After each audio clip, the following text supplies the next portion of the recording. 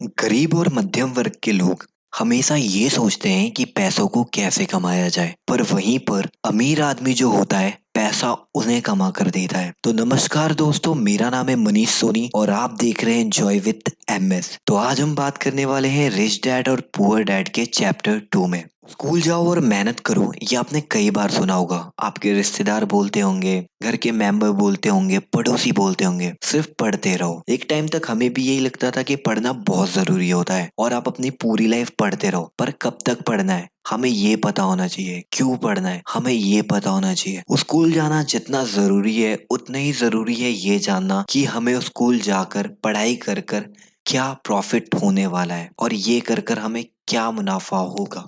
School पूरा होने के बाद मैक्सिमम लोग जॉब ढूंढने लगते हैं, ताकि जॉब मिलेगा तो घर होगी, गाड़ी होगा, पैसा होगा। बट ऐसा होता नहीं है। कई लोगों के पास अच्छी जॉब होती है, उसके बाद भी वो अपना खर्चा बहुत मुश्किल से निकाल पाते हैं। और यही नहीं, वो लोग उसी में घुटते रहते हैं और वो हमेशा वेट करते हैं कि उनकी नेक्स्ट सैलरी कब आएगी। और वो जॉब क्विट नहीं करते, बल्कि वो ये सोचते हैं कि वो और मेहनत करेंगे जिससे उनका प्रमोशन होगा, और प्रमोशन होगा तो सैलरी बढ़कर आएगी। बट रियल में ऐसा नहीं होता, क्योंकि जैसे उनकी सैलरी बढ़ती है वैसे ही उनका खर्चा भी बढ़ जाता है। तो ये बात वापस से वही आ जाती है। मैक्सिमम लोगों का ये सोचना होता है कि वो ज्यादा मेहनत करेंगे तो ज्यादा पैसा कमाएंगे और फिर वो ज्यादा खर्च कर पाएंगे। स्टार्टिंग में जब किसी के पास पैसा नहीं होता तो वो ज्यादा मेहनत करता है, और उसके बाद जब उसे सैलरी मिलना स्टार्ट हो जाती है तो उसे एक लालच आ जाता है उस सैलरी का, जिसके वजह से वो जॉब छोड़ नहीं पाता और उसकी आदत रहती है वो सैलरी मिलने की। और वो सोचता है कि अगर ये जॉब छोड़ दी तो ये सैलरी उसे नहीं मिलेगी। और अगर उनके पास गलती से ज्यादा पैसे आ भी जाएंगे तो भी उन्हें डर रहता है कि उनके पैसे खत्म ना हो जाए, मैं इन पैसों के जाने के बाद क्या करूंगा, जिसकी वजह से वो एक चूहे बिल्ली वाली रेस से बाहर नहीं निकल पाते। ये एक सर्कल है जो हमेशा चलता रहता है कि आप जॉब पर जाते हो, फिर आपको मंथली सैलरी मिलती है और फिर आप उसे खर्च करते हो, फिर जॉब पर जाते हो, और ये सर्कल चलता रहता है। और 95% लोग इसी सर्कल में फंसे हुए हैं। 5% लोग हैं जो इस सर्कल से बाहर निकल पाते हैं। पहले के जमाने में जो शिक्षा होती थी वो किसी की पर्सनैलिटी डेवलपमेंट में काम आती थी, और वो उसे एक लक्ष्य देती थी कि उसे क्या करना है। बट जैसे जैसे टाइम बीतता गया लोगों ने शिक्षा का मतलब बदल दिया। अब स्कूल का मतलब सिर्फ ये है कि आप अपनी जिंदगी को कैसे काट सकते हो और आप कैसे उससे पैसे अर्न कर सकते हो। कहने को ये बात भी सही है,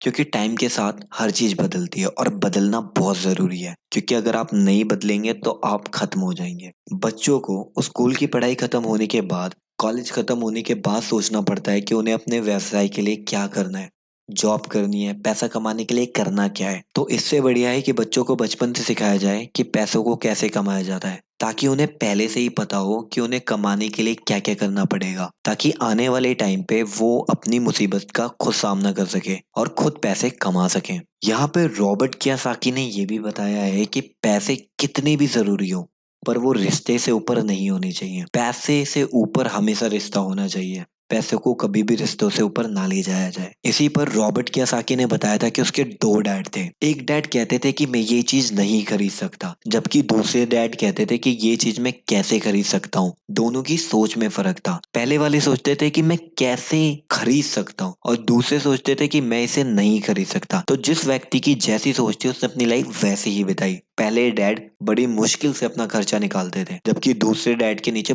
बहुत सारे एम्प्लॉय काम करते थे।